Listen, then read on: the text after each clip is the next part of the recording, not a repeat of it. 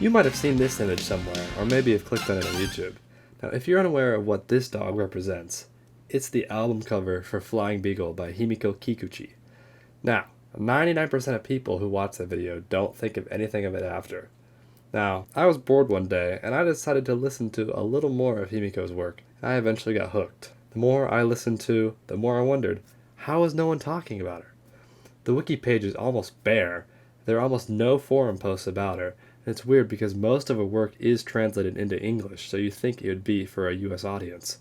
So, today I'll be trying to answer the question of why she is so obscure in the Western world, and I'll explain what makes her music so genius along the way.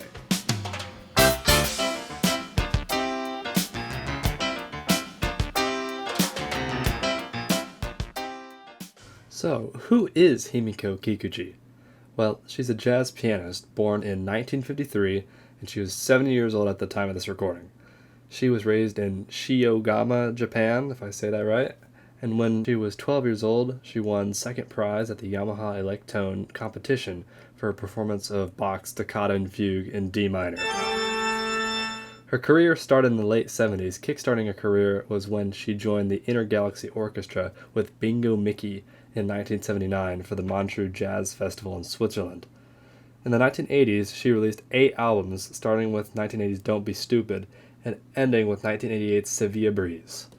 She has done some other works after 8 studio albums, the most notable being composing a soundtrack for the movie Yakuza Ladies Revisited 2, and receiving the 30th Tottori City Cultural Award in 2002, where she now lives with her husband, Masatsugu Matsumoto. He is a guitarist who played in pretty much every studio album of hers. She has an official website, flyingbeagle.japan, which hasn't been updated since 2007, and she was part of the Himiko Kikuchi double quartet, which I'm not sure still exists.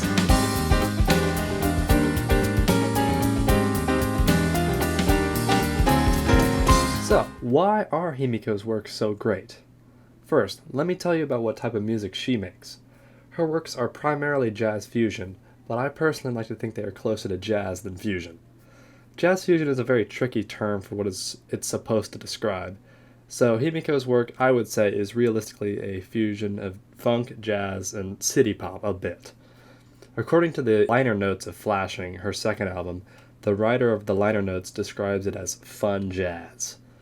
Flying Beagle is her most popular album, probably due to the combination of it being her unofficial mascot, see her website name, and the fact that the YouTube algorithm gave it over 3 million views.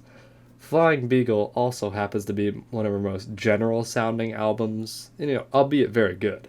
The albums that sound like Flying Beagle are Flashing and Alright, her second and third albums, though all of her albums sound more or less the same in a way. The music is dominated by upbeat, catchy rhythms and phenomenal solos, usually by her husband, Masatsugu Matsumoto, or the saxophonist Ernie Watts. Her albums Reverse It and The Universe, or you can call it All Things in Nature, it's not directly translated, come next in the chronological order. No, they don't. What am I talking about? Come next in what closest sounds to Flying Beagle, with Reverse It adding some strings in the mix and The Universe adding some vocal sounds. The last 3 are a little more unique than the others, and all have their own charm.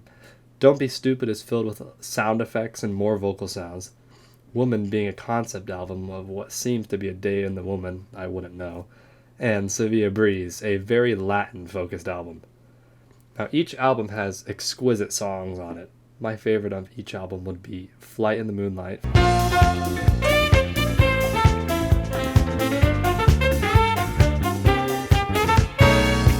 After the Festival, which refers to the Montreux Jazz Festival,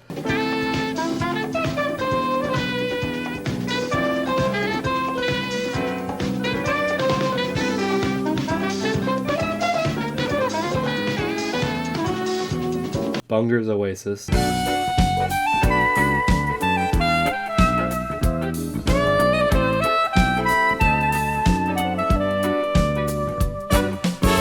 "5 p.m. Red Pumps",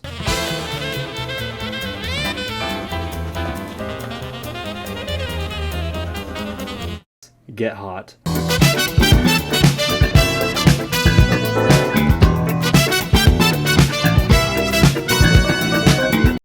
traffic jam. It's probably a better translation for that.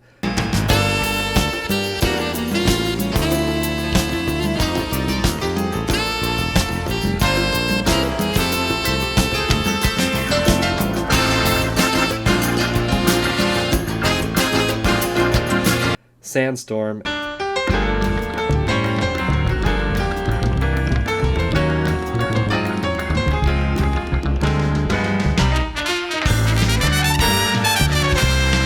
And Sevilla Breeze, the title track.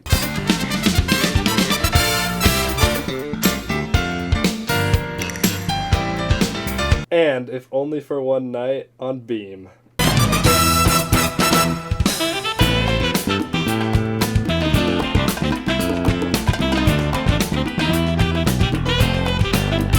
Now, my musical tastes are sort of complicated.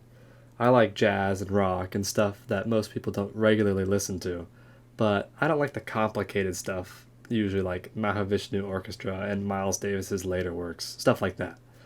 Himiko's work stays very jazzy and funky while also giving it a very simple feeling. It is very simple, even though the instrumentation is very precise and calculated. Her music captivated me too much that I bought 2 albums, alright, which I bought it signed by her and her husband, and flashing. They're both back there.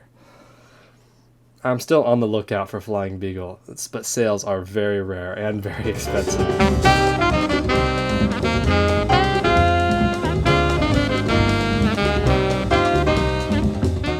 While I was writing this, I think I came up to the answer why Himiko isn't known in the Western world.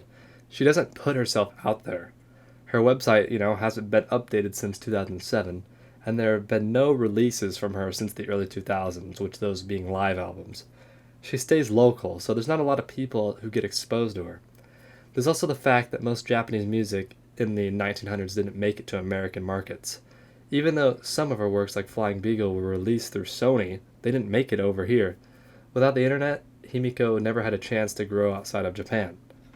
She also had 0 re-releases of her albums, so all of her works, which are pretty limited these days, are from the 1980s only. These 3 things, I think, make her pretty obscure in America, even though she has played with people like Ernie Watts, Alan Vizuni, and Richie Cole, and has connections to Chick Corea. I think Himiko's works and reputation is too unknown over here in America. Now, if you want to listen to more Himiko besides Flying Beagle, I recommend Flashing and Alright. I'll put my current tier list on the screen. I would love to know your thoughts on her works. Thanks for watching.